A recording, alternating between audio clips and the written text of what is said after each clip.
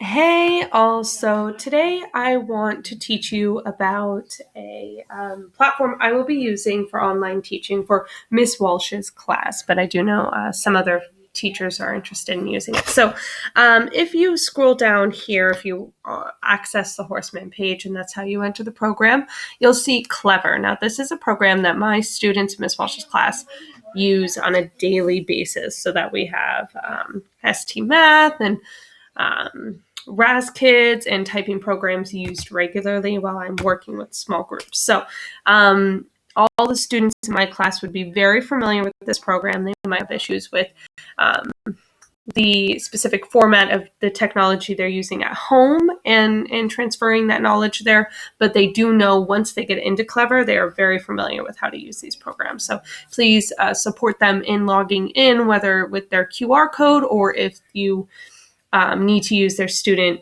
S_ login emails. So when you get in, there's a couple programs I want to point out that I really, really love. One of them is ST Math to focus on their math practice. They use this regularly in my class. They're very familiar, and I find it to be an excellent program in helping them. The other is RAS Kids, which I don't see here, but it's a little robot guy. I'll even look him up. RAS Kids. It's a little robot guy who looks, let's see,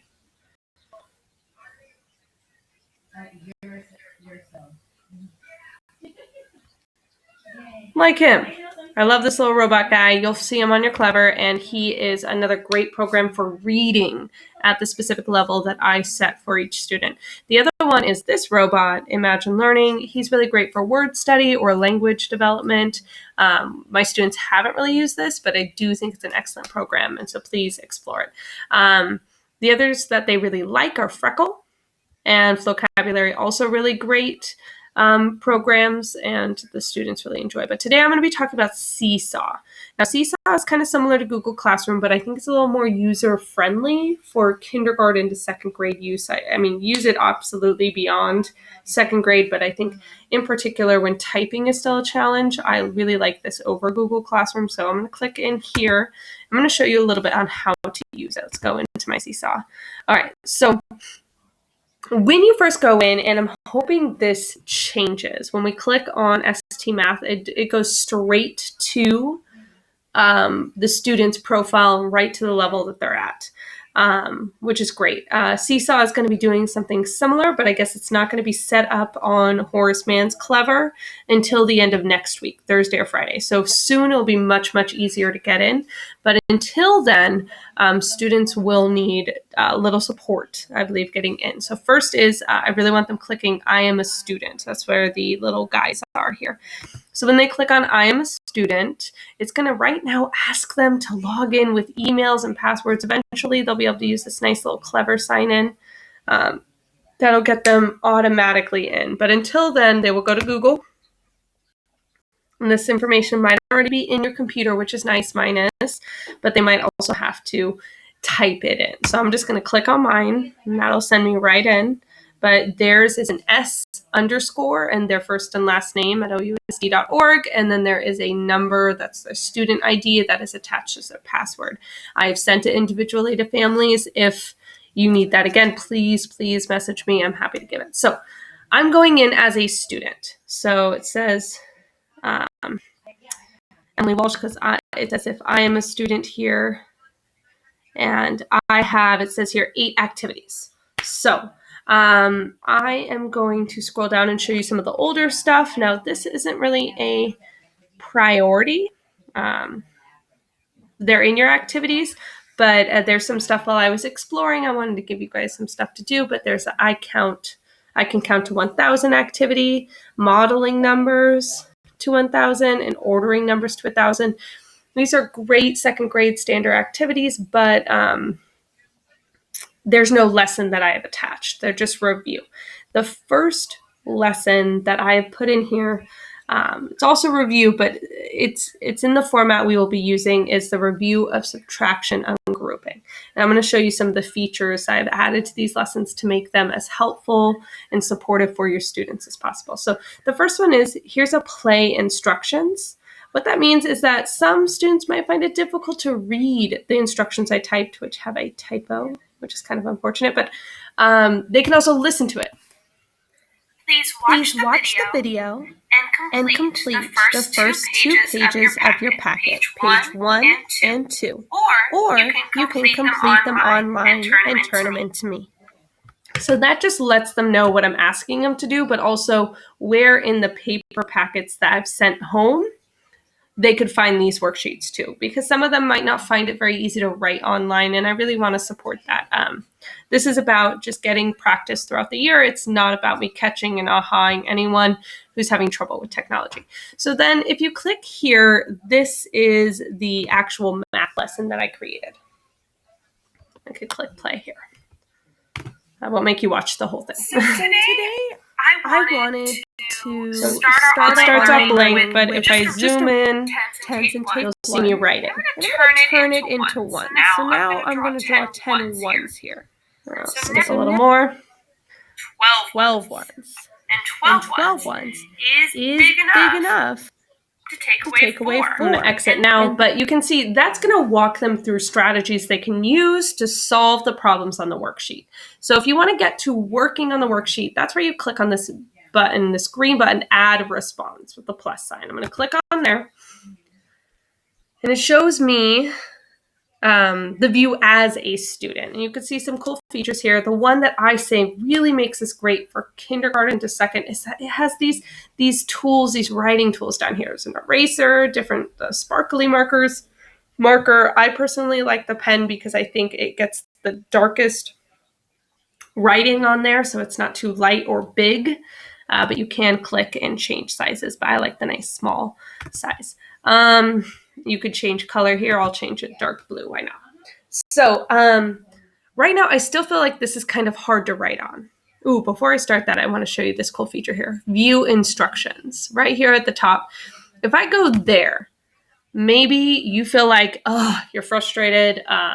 You really want to go back to the lesson and see again what I was teaching. That's right here. You don't have to exit your work to get that review of what we are practicing on this worksheet. It'll be right here, and also the instructions. But more importantly, the lesson is still accessible. You just go up and click View Instructions.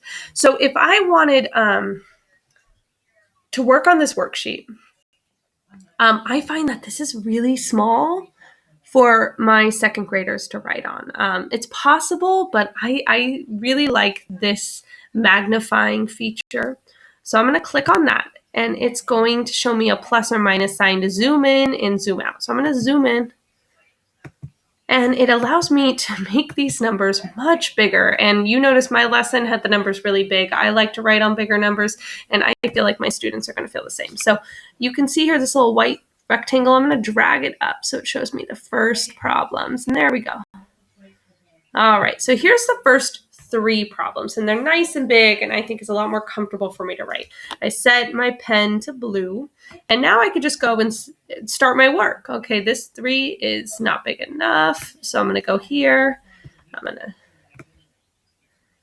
ungroup a 10. I'll leave 8 10s behind, and then this is 10 ones and 3 ones.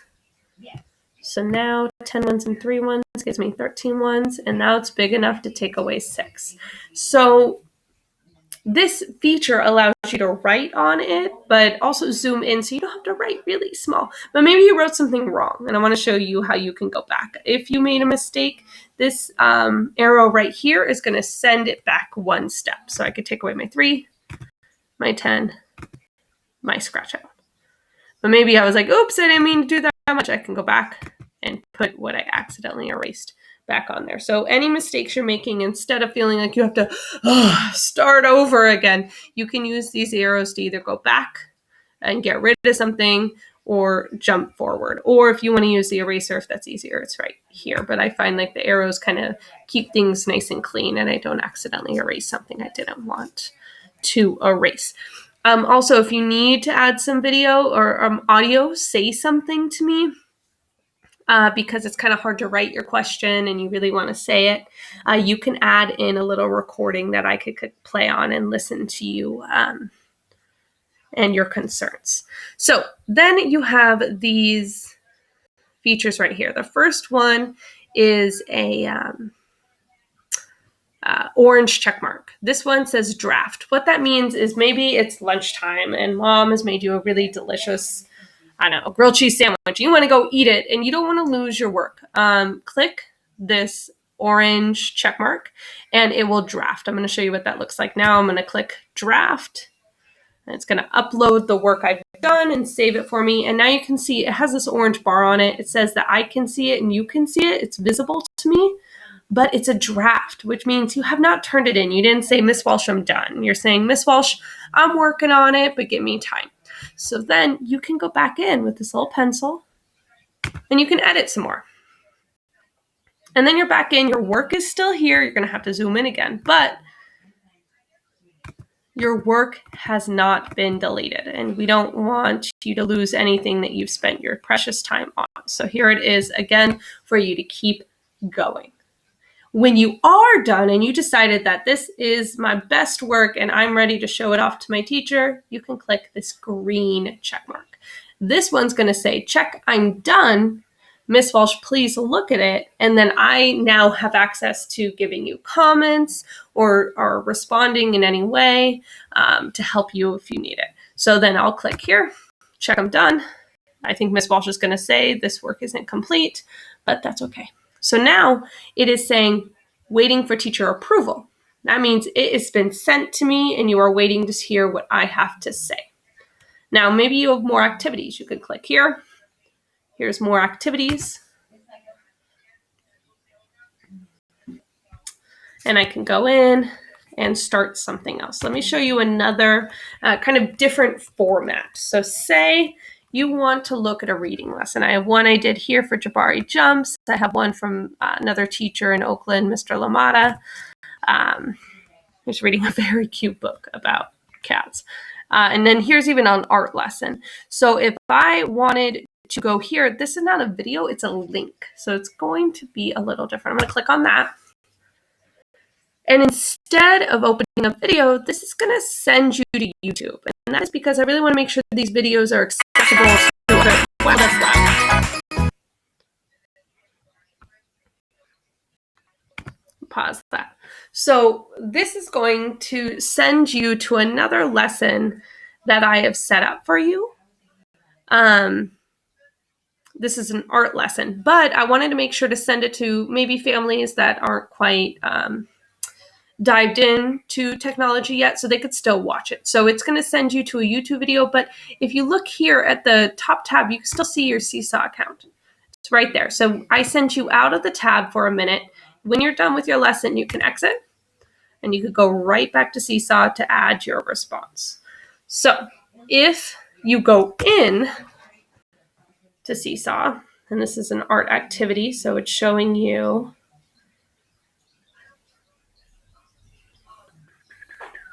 all right, so this is a find a blob and turn it into an animal activity. So here's the blob that I gave you in case you aren't able to go outside and check. And right now that's some families will feel like going outside for a walk is too big of a risk, and I want to respect that. So here you have a blob, or you can go make your own blob if you'd like. But you can also click here, and then it's the same thing. This video doesn't open up on SeeSaw. It will still, it's going to be very loud, so I'm not going to let it continue, but it will still send you to YouTube. Okay, so exit that and exit that. So those are some of the features I'm using in SeeSaw that I found very helpful for art lessons, reading lessons, math lessons. I believe, oh, there's one more feature I want to show you. So this one is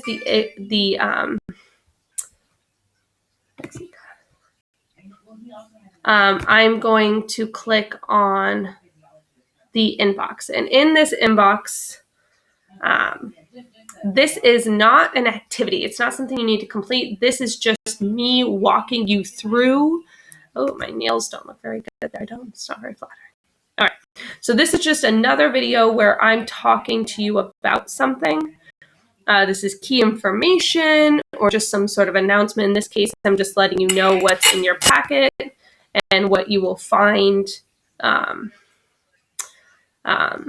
that I've sent home for you and how you can use it. But if there's any other announcements I have, I might set them here in your inbox for you to listen to as well. But these are your actual school work activities.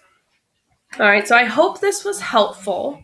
Let me log out of this. Okay. So I hope this video was helpful. If you have any other questions, please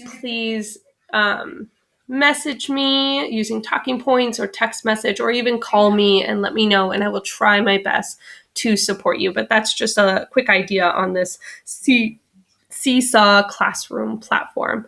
I hope you all have a wonderful weekend.